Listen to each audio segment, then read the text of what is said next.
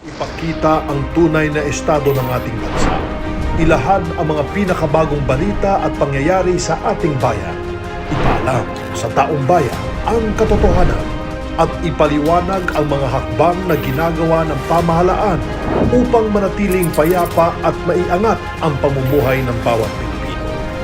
Mula sa Pangulo ng Republika ng Pilipinas, Mayor Rodrigo Roa Duterte, ito ang Talk to the People.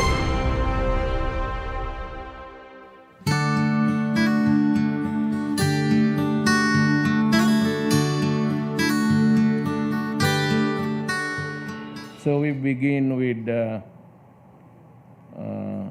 you give your report, joint presentation of the Economic Development Center. I'll give this to first to Secretary Dominguez, then to Secretary to Sani, you have the floor. President Rodrigo Roa Duterte, distinguished members of the Cabinet, good evening. I would like to start by saying that the conflict between Russia and Ukraine does not involve us directly. However, because neither Russia nor Ukraine is a major trading partner of ours. Instead, the Philippine economy will likely be collateral damage. It is as if we are hit by a ricocheting bullet. These indirect shocks are likely to be felt through four major channels. Is there a slide? Yeah, four major channels. The commodity market, the financial market, investments, and the impact on our fiscal health. First, oil and food prices are expected to go up as Russia is the largest exporter of natural gas and wheat, trigo, okay? While Ukraine is the fourth largest exporter of corn. As the conflict continues, Ukraine and Russia's main trading partners, predominantly the European Union, we look to trade with other countries such as US and China, where we are buying both wheat and corn, thereby pushing up the prices of commodities in these markets as well. Second, the conflict will also likely cause a surge in interest rates or cost of borrowing, which was already expected to go up even prior to the crisis because of the US Fed's tightening monetary policies. The conflict will increase the perception of risk in investments. Third, investments are likely to decline or at least be on hold in the face of uncertainty, which may cause investors from the West to be more conservative or postpone their planned investments. Once sanctions are imposed, it will take a long time for investor and consumer confidence to return to normal. Lastly, all the aforesaid economic impacts will likely require government support to protect our vulnerable citizens and the critical sectors most affected by the crisis, and this will stretch our budget even further. However, I would like to emphasize that we do not expect this crisis to last very long. However, there may be some lingering effects. We have seen similar crises in the past, such as the Gulf War in 1990, the Asian financial crisis in 1997, the oil price shock of 2008, and also the first Russia-Ukraine conflict in 2014. And we have weathered all of these crises very well. We have experienced crises whose effects were more severe and direct to the economy, such as the Asian financial crisis in 1997 and the global financial crisis in 2008. This crisis lasted much longer, and yet we were able to get through them. Based on these experiences, we are confident that we have the tools and the preparation necessary to help our people through this crisis. The following presentation of Secretary Chua will outline the Economic Development Cluster's recommendations to address these potential shocks.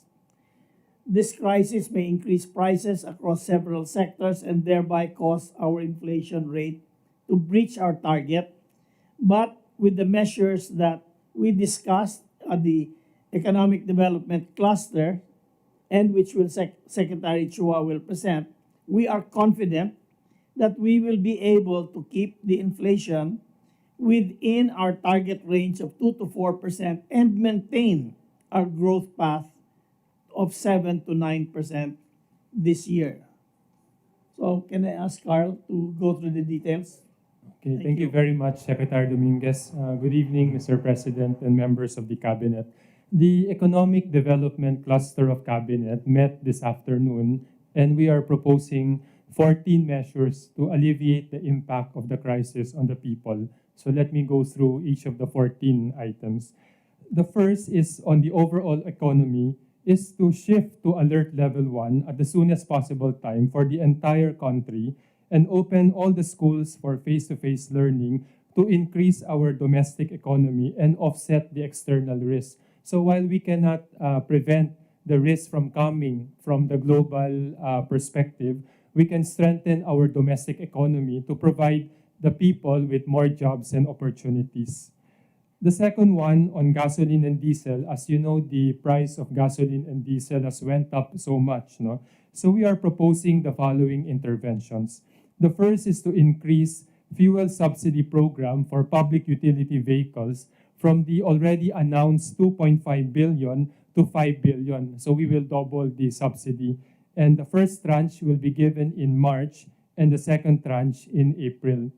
Number 2 is to continue working with the private firms on promotional discount of oil companies up to 1 to 4 peso per liter discount. So this will help alleviate additional for the jeepneys and the other PUVs. Number 3 is to increase our buffer stock of petroleum from the current 30 to 45 days. This will require a law that we can work with Congress. The fourth is to provide additional fuel vouchers for agricultural producers, and we will increase the budget from 500 million to 1.1 billion. The first tranche we will give in March, the second tranche in April, and by that time we will have additional revenues to fund these subsidies. Going further, number 5 is to promote energy conservation everywhere in the private sector or in government offices.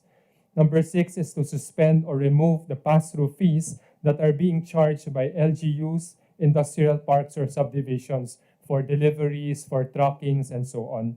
Number 7 is to fully implement the service contracting, the subsidy that we give to, for instance, the buses to operate, and to expand it to all public transport routes.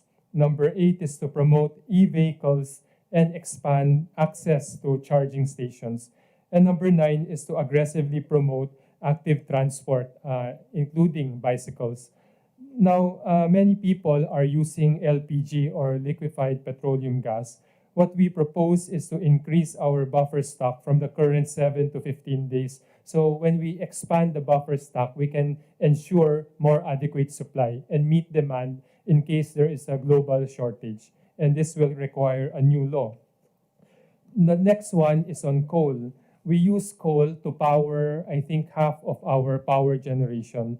And we propose to expand supply and reduce price as a result by reducing the most favored nation or MFN tariff rate, which is currently 7% to 0, temporarily until December 2022. So the effect people will feel is pass-through of lower power charges, and to maintain our buffer stock at the current 30 days minimum because we have sufficient inventory. Let me now go to the 5th recommendation for electricity. We propose as gasoline and diesel alike to promote energy conservation including the use of sensor technology for energy saving. So once we are, for instance, overlighted, we can cut down the use of light. The next is to stagger the increase in generation charge. And I understand the power companies have agreed to this in the report of Secretary Cusi. And then number 3 and 4 is to allow foreign ownership in microgrid, solar, wind, and tidal energy. This would require revision of the IRR. This will allow more players to come in and to offset our need for more coal, which is already 3 or 4 times more expensive. And now let me go to the food side. Number 6 is our support to the overall agriculture sector, because one of the transmission, apart from energy, Mr. President, is the food. So we will implement vigorously the Plant program, Part 2, subject to the availability of funds, and provide targeted fertilizer vouchers to farmers, and to discuss with our bilateral partners on possible additional supply of fertilizers, which is needed for production in agriculture. Let me now go to number 7, which is rice. The Department of Agriculture has agreed to closely monitor rice inflation, and the National Food Authority to closely monitor the buffer stock. We will also help the local government units increase their buffer stock, so to ensure we have adequate supply in each province. And the Land Bank of the Philippines, LBP, and the Development Bank of the Philippines will provide concessional loans or funding for working capital, particularly in the procurement of post-harvest facilities and warehouses. We will also accelerate the Rice Competitiveness Enhancement Fund implementation and other parts of the National Rice Program in the budget so that we increase local production. Now, should the local production not be enough, we will temporarily import to keep prices low and make sure we have adequate rice for all Filipinos. So we propose to facilitate the continuous release of the sanitary and phytosanitary import clearances, especially for the shipment that will arrive in the lean season of July. Kasi yung gitna ng April and August is the October rather is the lean season. While waiting for the harvest, we may need more import. And we propose to expand supply and reduce price by extending the 35% tariff rate until December 2022. Mr. President, you have issued an executive order for this, but it will expire in June, so that we maintain a good supply of rice and keep the prices low. We propose its extension. Let me now go to number 8 on corn. Corn is important as feed for poultry, for livestock. So we propose to expand supply and reduce the price by lowering the most favored nation tariff rate to 5% in quota and 15% out quota, and allow a minimum access volume where they can avail of the lower tariff rate of 4 million metric ton until the end of the year. So this is temporary to ensure that we have adequate feed so that we can buy chicken and pork in a cheaper price. And we will import more feed wheat and produce more cassava, because these are substitutes for feeds for chicken and for pigs, for instance. Number 9 on pork, we still have the African swine fever, but we are slowly recovering. We propose that to ensure a lower price of pork and adequate supply, we extend the lower tariff rate of 15% in quota and 25% out quota with a MAV or minimum access volume of 200 metric ton until December 2022. Presently, Mr. President, may EO tayo until May, but we deem it is necessary to extend this to ensure lower price for the people and adequate supply. We also propose to accelerate the release of imported pork from the cold storage. So marami pong na-import na pork, but we have to release it for the people's consumption, especially outside NCR. We propose also to pass the livestock and dairy bill now pending in the Senate, kasi ito yung tutulong talaga sa hog raisers and to increase our dairy production. And finally, to remove all the non-tariff barriers that prevent the smooth or proper importation of pork. Number 10 is on fish. We have a big shortage of fish. So we propose the issuance of a CNI, or a certificate for the necessity to import small pelagic fish from the ocean tulad ng galunggong from the second quarter to the fourth quarter. Our estimate is we need it to fill an additional 140,000 metric ton because we have a supply gap of 200,000 metric tons. So yung na-release na import allocation is 60,000. So we need to increase this. So the end result is adequate supply so that the people can have lower price for fish, and also to remove all other non-tariff barriers. Let me now go to number 11 on chicken. We bilisan natin, accelerate the release of the sanitary and phytosanitary clearances from the National Meat Inspection Service, cold storage warehouses, so that we can increase yung inventory and supply kasi hindi pa tayo umaabot sa pre-COVID-19 pandemic level. So mayroon pa tayong shortage sa chicken. And the people who eat chicken, for instance, Chicken Joy, nafe-feel nila tong crunch and the higher price. Number 12 po sa sugar, we have to address a court temporary restraining order that prevent us from pursuing yung sugar import natin.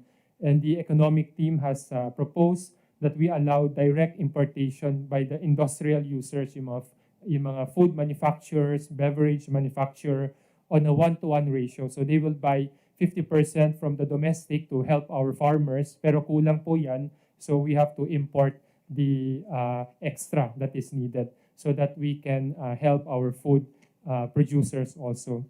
Number 13 on wheat, this is needed for bread production, for pasta, spaghetti, is to expand our sources of wheat, and India is offering to provide, for instance, an additional supply of wheat.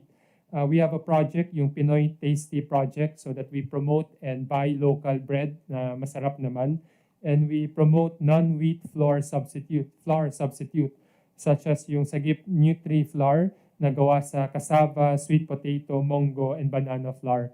All of these are meant to ensure that we have adequate bread at affordable prices. And finally, Mr. President, since itong renewable energy and agriculture napakahalaga sa atin, we propose that we include it in the strategic investment priority plan under the Board of Investment para mabigyan ng sapat na attention, may investors na pumasok para i-increase yung supply ng ating pagkain at yung energy. So, Mr. President, this is the recommendation of the Economic Development Cluster to alleviate the impact of the Russia-Ukraine crisis on the people, notably yung pagtaas ng presyo ng pagkain, kuryente, gasolina at diesel. Yan lang po. Maraming salamat. Carl, given the time that we are here for the time being, I'd like to know if we could come up immediately with the enabling law sa recommendations mo. Mr. President, in terms of the subsidies, we have it already in the budget, so we will implement it immediately.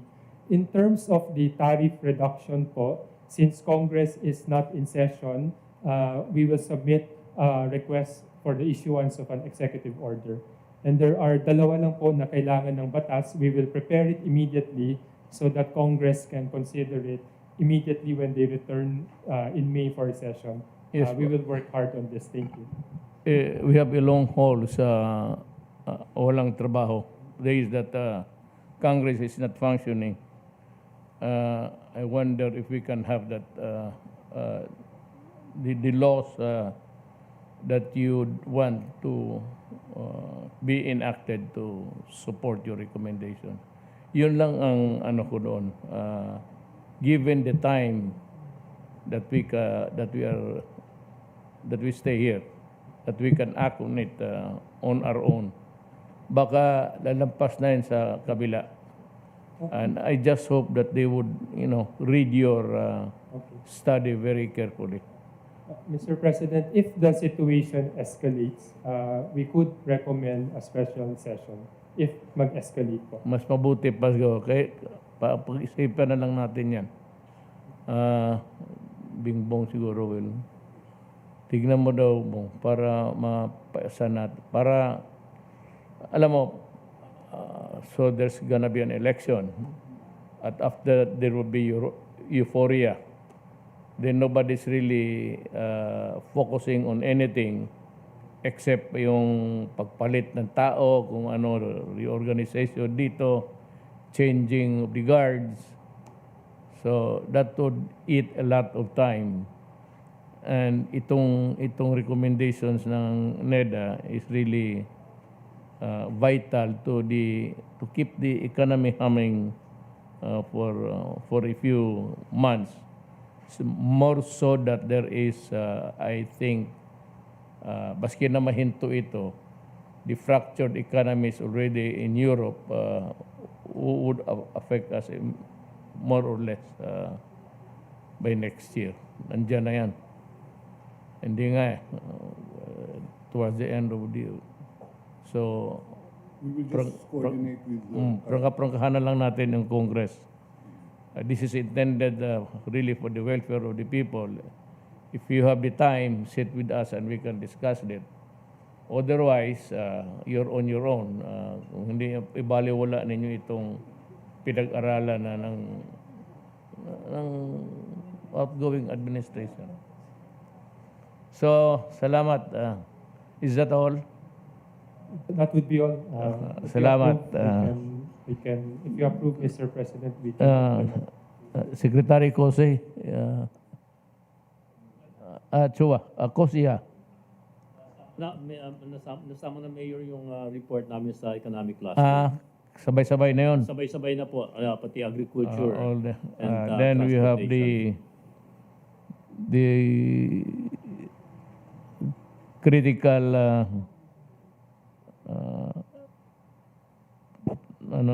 contribution of Secretary Duque. Good evening, Mr. President. Yes. And ES Medi Aldea, Senator Bongo, and fellow members of the Cabinet. At higit po sa lahat ang ating pong mga minamahal na kababayan. Magandang gabi po at muli ako po ay mag-uulat ukol sa pinakabagong updates sa ating pong COVID response. At yan po ang first slide natin para sa ating pong usual COVID updates.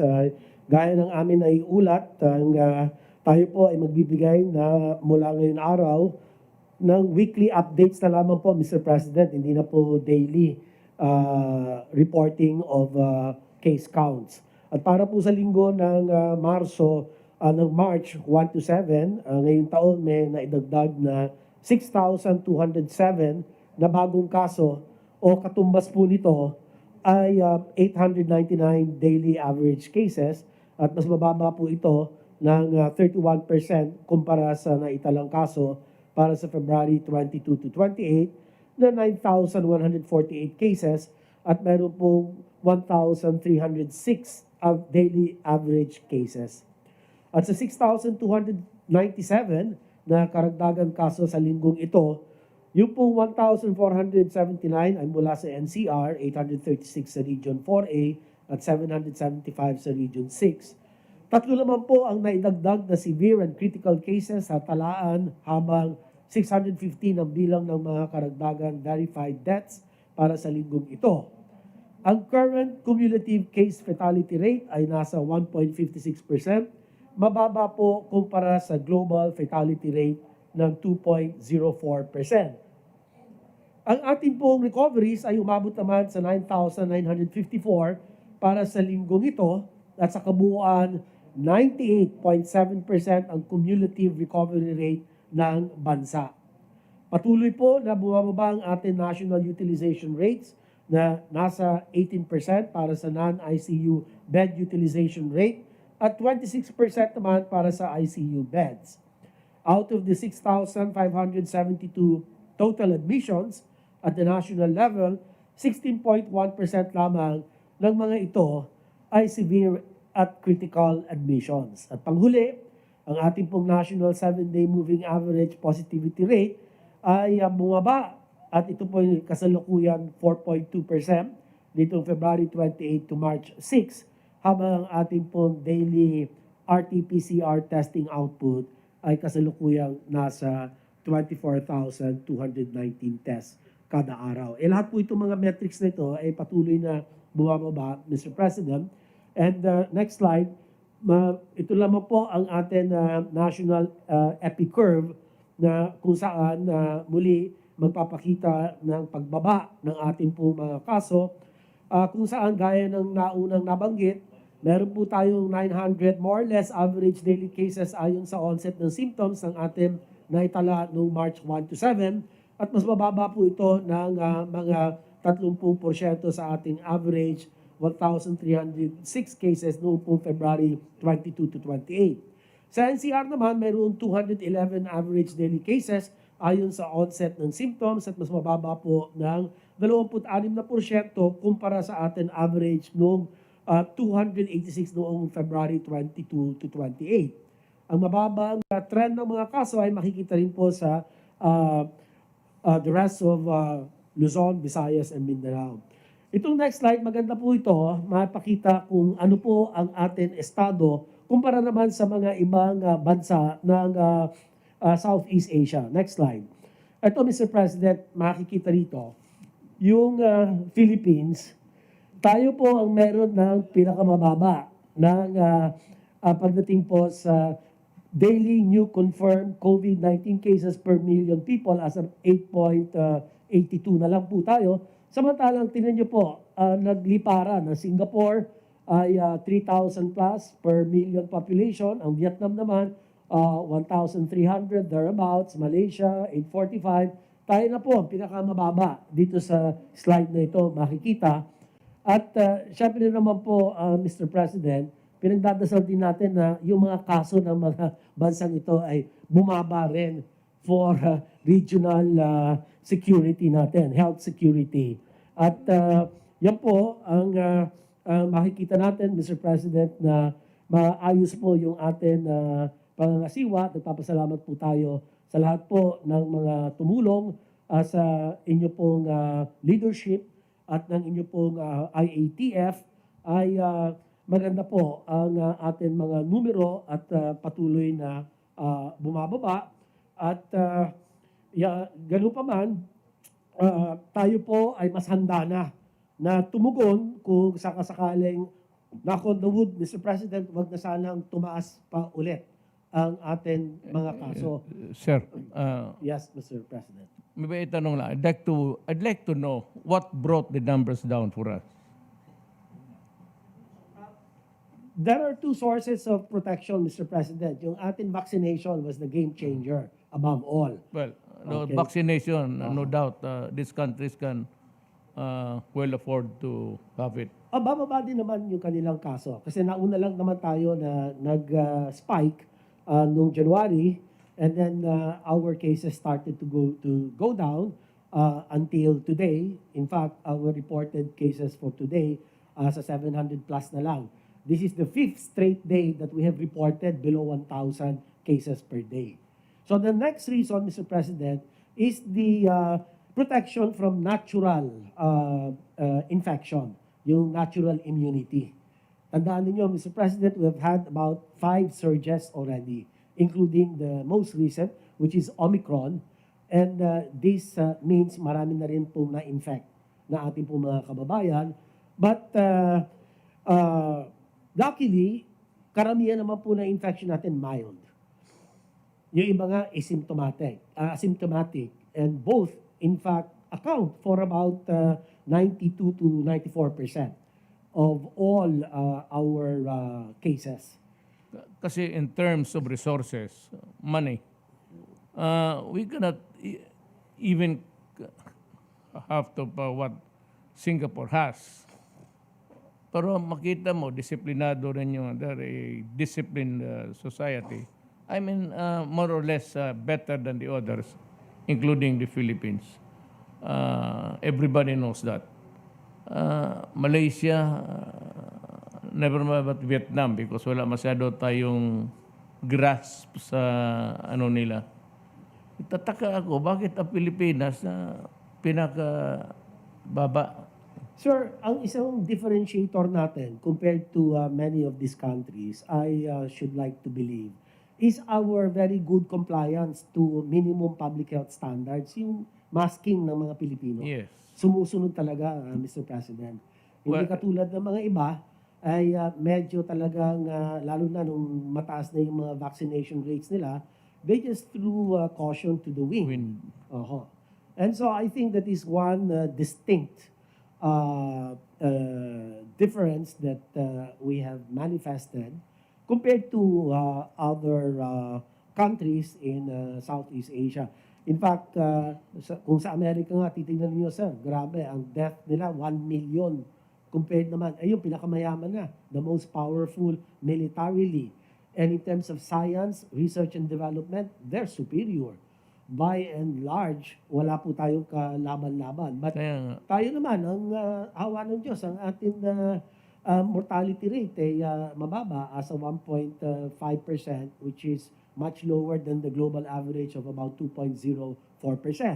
And not only that, Mr. President, yung atin pong mga kaso ay kumpara sa Amerika at even the Western Europe, no? Ang taas ng kanilang caseload, ang taas ng kanilang Until now. deaths. Hanggang ngayon, mataas pa rin, Mr. President. And so far, tayo naman, tingin ko maganda po yung inyong leadership, yung pong weekly reminders to the public, and they have seen consistency in your reminders, and they are appreciative by way of a more disciplined compliance with our minimum public health standards. So ito po yung masking, yung lagi niyo pong paulit-ulit na sinasabi, yung ating pong physical distancing, hand hygiene, and all other non-pharmaceutical interventions, Mr. President. So I think this really makes a huge difference compared to the other countries.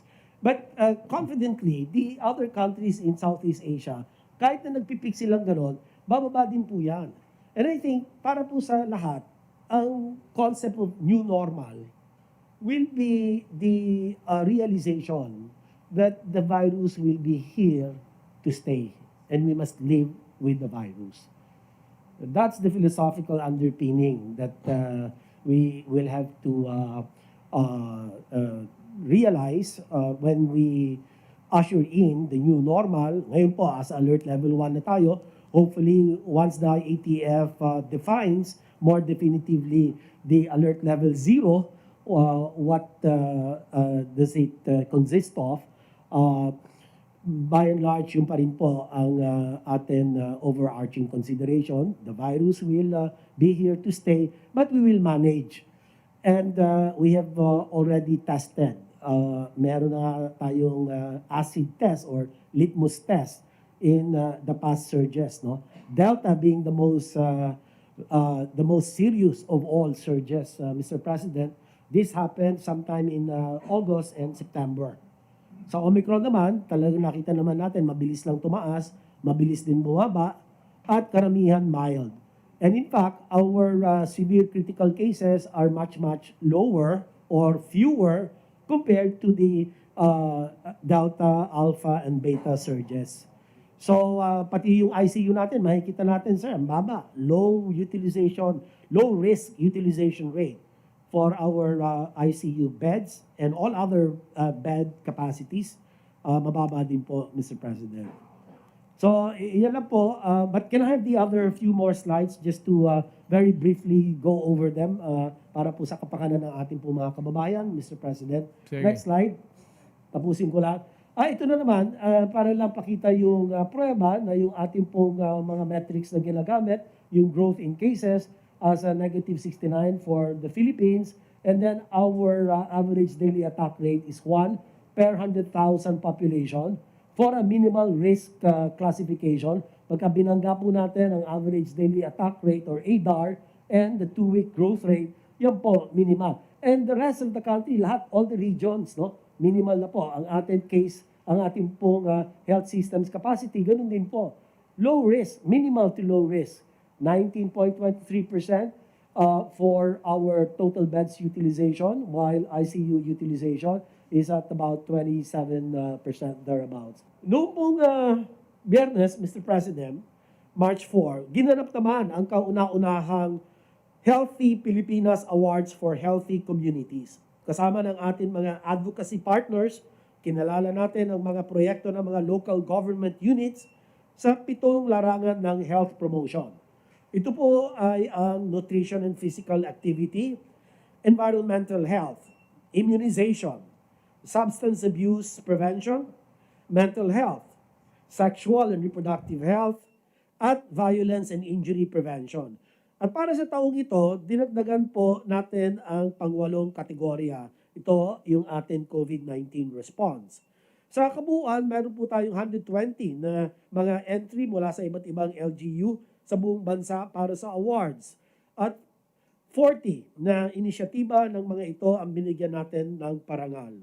At taus-puso kami nagpapasalamat sa mga lokal na pamahalaan na patuloy na sumusuporta sa ating pong Healthy Pilipinas campaign.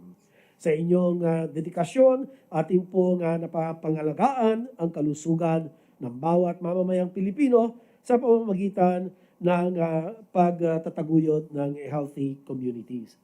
And finally, Mr. President, gusto ko lang pong ibahagi sa inyo, next slide, sa kabilang dako naman, ang ating res bakuna kasangga ng BIDA campaign nakatanggap po ng Anvil Award mula po sa Public Relations Society of the Philippines.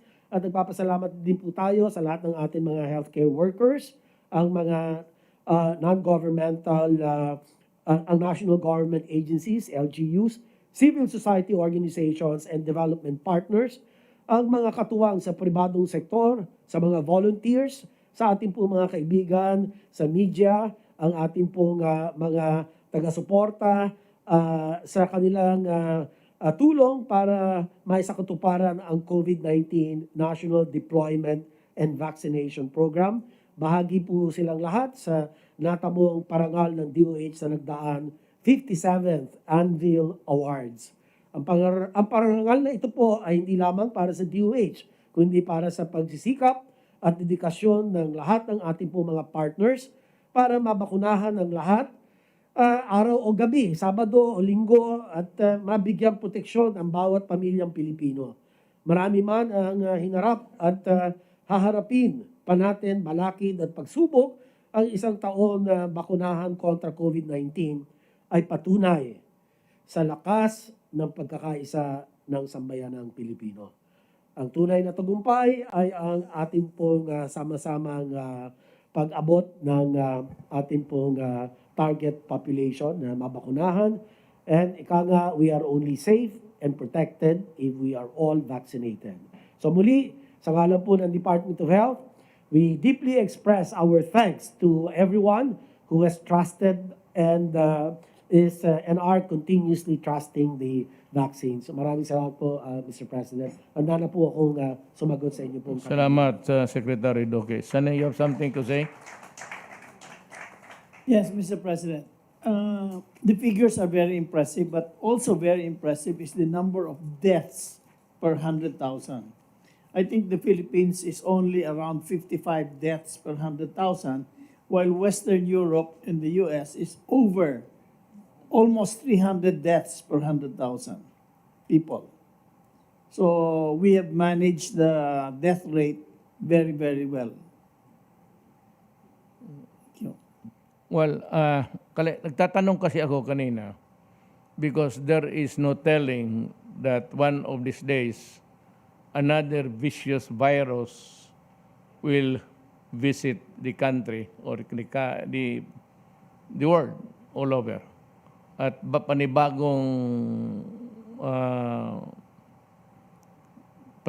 ano ito, far different from what we have now. Gusto ko lang malaman na what caused, I said, the numbers to go down because it would come in handy. It would be very important to remember now the days that we allotted the vaccinating program para for the next, just put it at the back of our minds para malaman, we will not be facing the problem. I mean, it would not be us who would face that problem anymore. But the incoming or whoever wins, dapat malaman nila ito na the good practices of the Philippines. Kaya it's quite impressive that given the population compared to the others, and knowing how, for example, in Malaysia, in Singapore, they are quite strict, Vietnam, in the observance of the law and regulations. Kaya nga ang tatanong, because in the matter of just wearing the mask, you cannot just ignore it in Singapore nor in Malaysia because you really get arrested. Parang pagbatas di yung batas talaga. Dito, I appreciate the decorum adopted by our law enforcement. Parang tinatapik lang na wag mo na lang ulitin. Parang ganun. It's not really important. It is important for the compliance of the law. But it's in the mind na minsan ayaw talaga ng iba. Kung hindi naman kailangan sending him to the police station and detaining him, medyo just for a simple violation like that, I think hindi masyado maganda. So, we have Secretary Galvez now to the updates of vaccination. Mr. President, Senator Bongo, Yes. yes, Bingong Mel Dildea, fellow cabinet members, mga kababayan, magandang gabi po. Next slide, please. As of today, 232.6 million na po ang na-deliver ng various vaccines sa Pilipinas.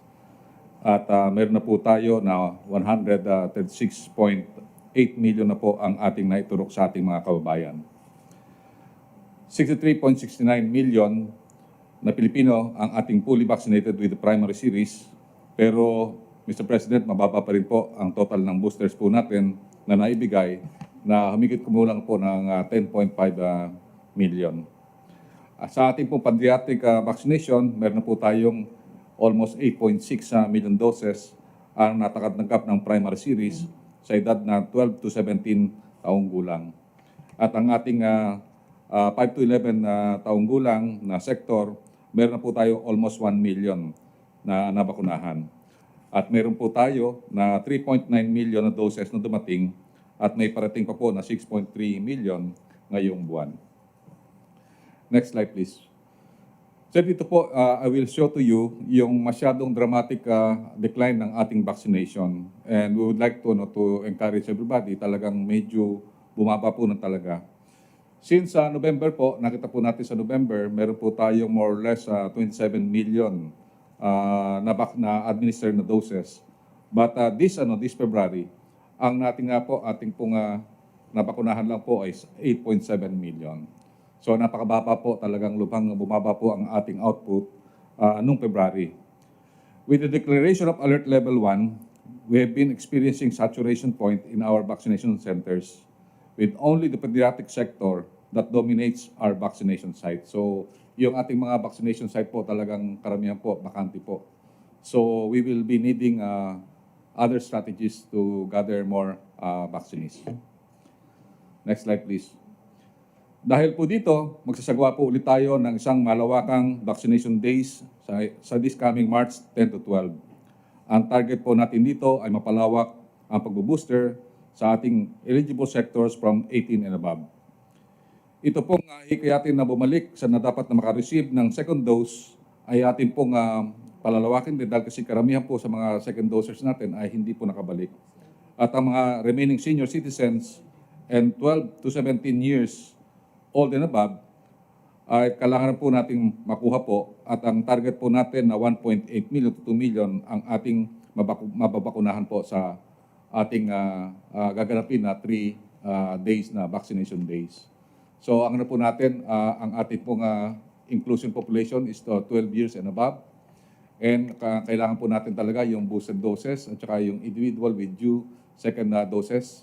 Yung remaining priority group na ito nga po, itong pinupursige namin na Sec Beans at saka ng Sec Duque, na makuha po natin yung more or less 3 million at another 3 million sa remaining 12 to 17. Ito po ay gaganapin po natin sa buong region, 16 region and also the Barm region. And it will be simultaneously undertaken nationwide. Next slide please. Para po ma-achieve natin ang ating target sa ating National Vaccination Day number 4, tayo po ay muling nakipag-ugnayan sa Philippine Medical Association and other medical professionals para makilahok at mag-mobilize this coming March 12. We will also involve the pharmacies and clinics, and we will expand more the numbers of those who are volunteering. We will also direct all government agencies and private sector to vaccinate their government employees and economic frontliners para po ito sa boosters at saka po yung ating mga tinatawag na mga hindi pa po nakababakunahan. We will also launch with the DOLE yung tinatawag po na job fair in the job sites. And also all the LGUs and DOH regional offices and local health centers to do the house-to-house vaccination. At nagkaroon na po tayo ng series of meetings at saka mga trainings para po ibababa po natin from the LGU vaccination site to the different barangay health centers and other, tinatawag nating other, yung ating mga tinatawag na mga volunteers na pwede pong magbahay-bahay. We also ask DepEd and CHED to continue their aggressive vaccination through back-to-school program. Ito po ay nakita po natin na talagang nire-recommend po ni Secretary Calchua na talagang magkaroon na po tayo ng back-to-school. At yung po ang pinaka-ano po namin, na-recommend po namin na ang DepEd at CHED ay magkaroon po na tinatawag na back-to-school na program.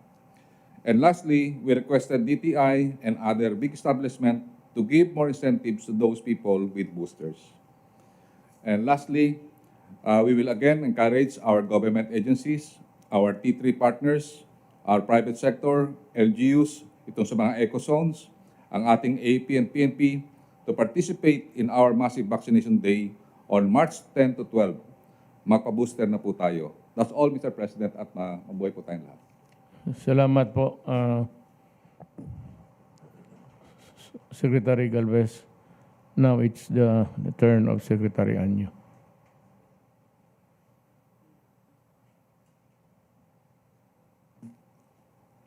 Magandang gabi po, Mr. President, Executive Secretary Salvador Medjaldea, Senator Bongo, fellow public servants, mga kababayan, magandang gabi. Unang-una po, ang aking iuulat ay ang ating ginagawang granular lockdown nationwide under Alert Level 1 at Alert Level 2. Sa patuloy po na pagbaba ng kaso at sa pagpapatupad ng Alert Level 1 sa 53 LGUs, nakita po natin na lalong buwaba din ang mga areas under granular lockdown.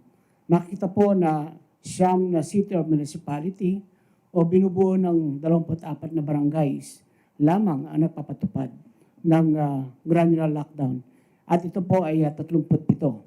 Nakita po natin na ang Metro Manila ang may pinakamarami, 31, at dalawa naman sa NCR.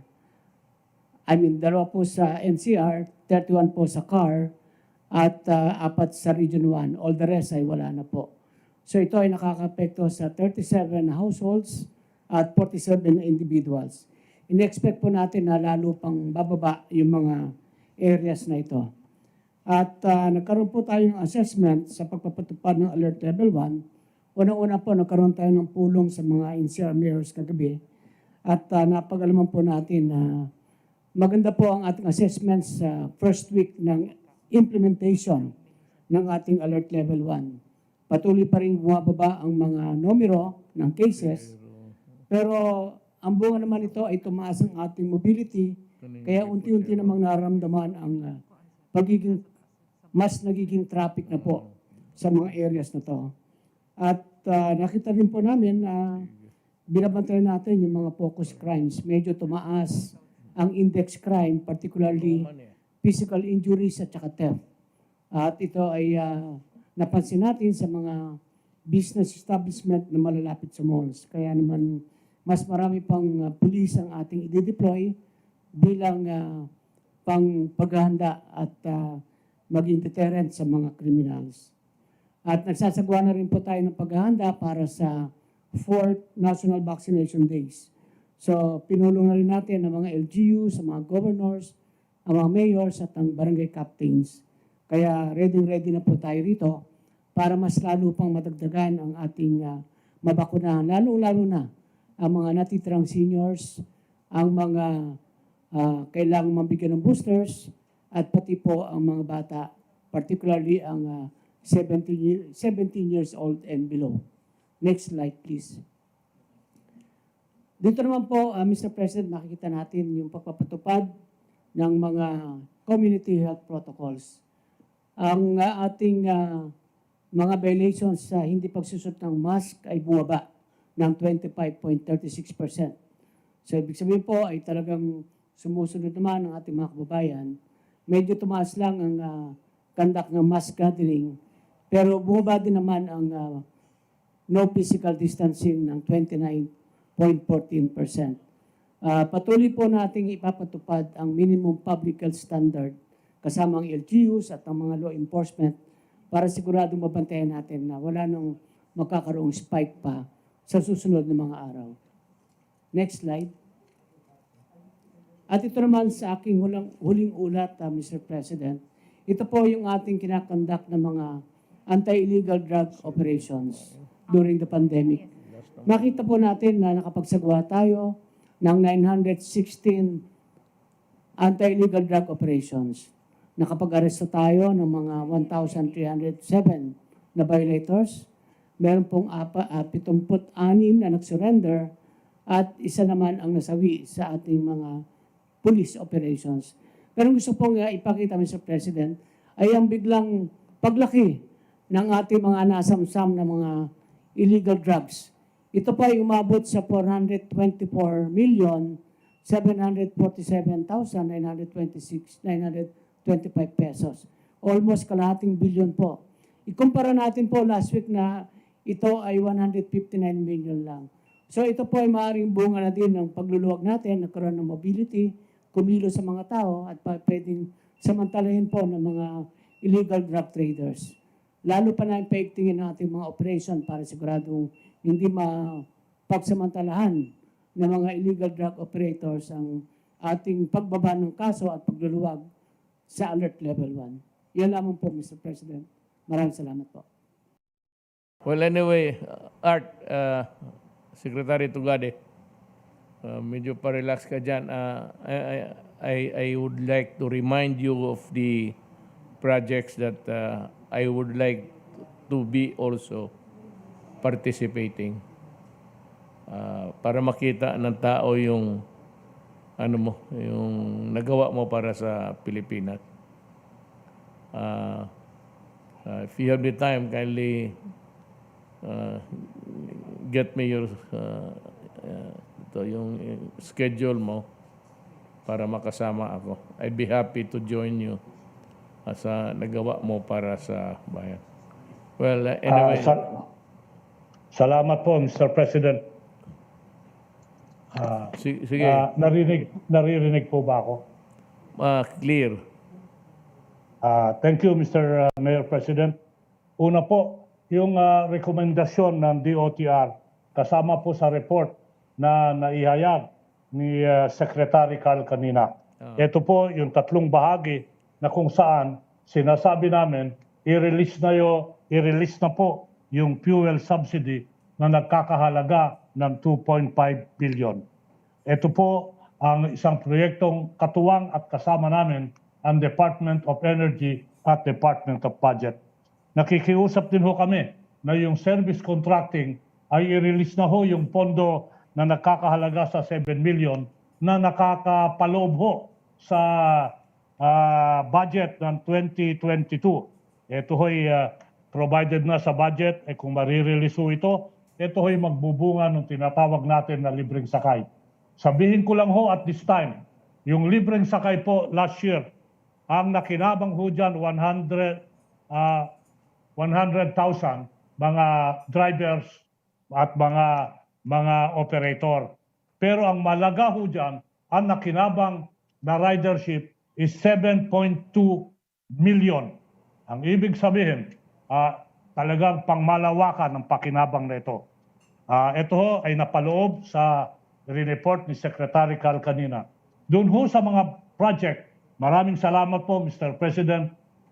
Talaga hong inaasahan ng ating mga kababayan ang iyong participation upang sa ganyan malaman at malaman nila yung mga ginagawa ng iyong administrasyon. 3 proyekto ho ang aking i-remind ho sana kung pwede sumama kayo. Una po, yung MRT3 inauguration.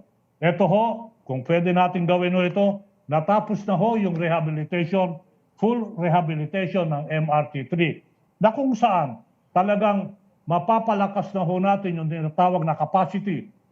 Pwede na nating abutin from 200,000, pwede nating abutin 400 hanggang 600,000 per day. Ito ho, dati ho, nung nagumpisa kayo, puro aberya ang inabot natin. Katakot-takot na insulto ang inabot ko dyan. Pero itong mga nakaraan, even sa pandemya, wala hong glitches. Kaya kung makakasama po kayo sa inauguration at acceptance ng MRT3 full rehabilitation completion, maganda po yan. Pangalawa ho, yung sinabi ko noong nakaraang meeting, ito ho yung kaakibat ng Bicol Express na kung saan handa na po yung tren gumalaw from Lucena to San Pablo. Ito ho, matagal na nabinbin ang tren dyan, 5 taon. Ito ay pwede na nating gawin ho yan. Ito ho, kadugtong ito ng Bicol Express. Imagine, meron na ho tayo sa Bicol ng Bicol International Airport. Meron ka pang Bicol Express sa Riles. Hindi ho masasabi ng ating mga kaibigan, kababayan sa Bicol na sila'y pinabayaan. Mas bale, binigyan ho sila ng atensyon. Meron ho mga puertong kailangan nating inaugurate. Nabanggit ko ho, yung sa Ilocos Norte, na handa nang inaugurate ito ho yung cruise vessels. Meron din ho yung mga puerto sa Samar, sa Eastern Samar. Nakikipag-ugnayan ho ako sa OP nang sa ganon, ma-reconcile ho yung mga schedule. Tama ho kayo, Mr. Mayor, tama lang, malaman ng ating mga kababayan yung mga ginagawa sa Riles, sa kalsada, sa aviation, saka sa maritime. Yun lang po, Mr. President. Yung pag-inaugurate mo doon sa Samar, Art, wag mo kalimutan na imbitahin yung mga NPA. Walang ginawa kung mag-ambos sa sundalo ko. Yayain mo na lang para ako na ang nagyaya. Magkita na lang tayo doon. Walang hulihan. Kasali kay lahat, pati sa kainan. Will comply, Mayor. Will comply. One day, respite from fighting. Wala na ginawa itong hindi Samar, ang rami pa rin.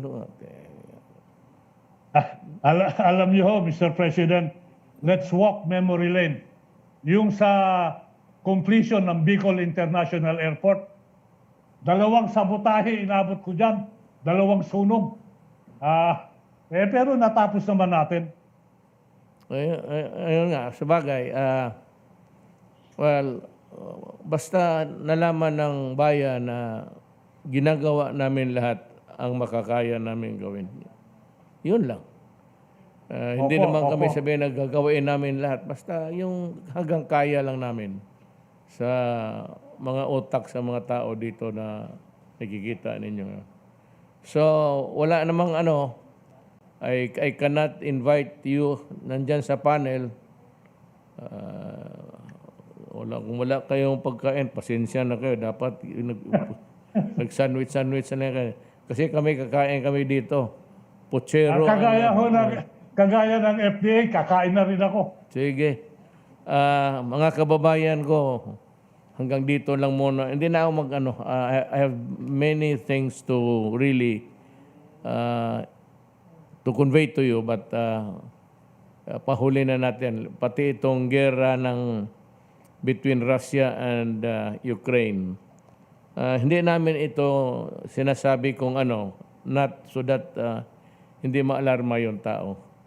Pero pinakadelikado ito ngayong nangyayari. Kasi pag may nagkamali dito, pag nabitawan yung mga nuclear warheads, problema talaga. Problema na. At saka baski ngayon nag-umpisa na tayo. Remember, oil. Oil is, alam mo, aywan ko kung paano ginawa ang Diyos ng itong mundo. Kasi yung mga kapitbahay natin, Brunei, Indonesia, Malaysia, may mga oil sila. Tayo, mayroon pa kukunti lang, not enough even to serve a region o 3-4 regions. Ang mayroon tayo gas. Pero yan ang bantayan natin because there is a potential trouble there regarding how we would handle it. Pero ang sinasabi ko lang, at sabihin ko na mabuti pa, marami kasing pumapasok dyan ng mga kontratista. Ay, hindi ko alam kung sino yung gustong umagaw o sinong gustong papalit. Pero merong haka-haka na mayroong bagong kumpanya na sila na mag-take over kasi nandyan na.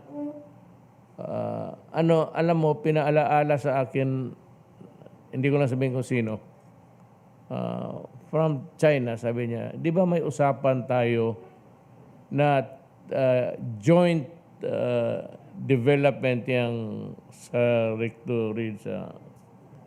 sa Recto Bank.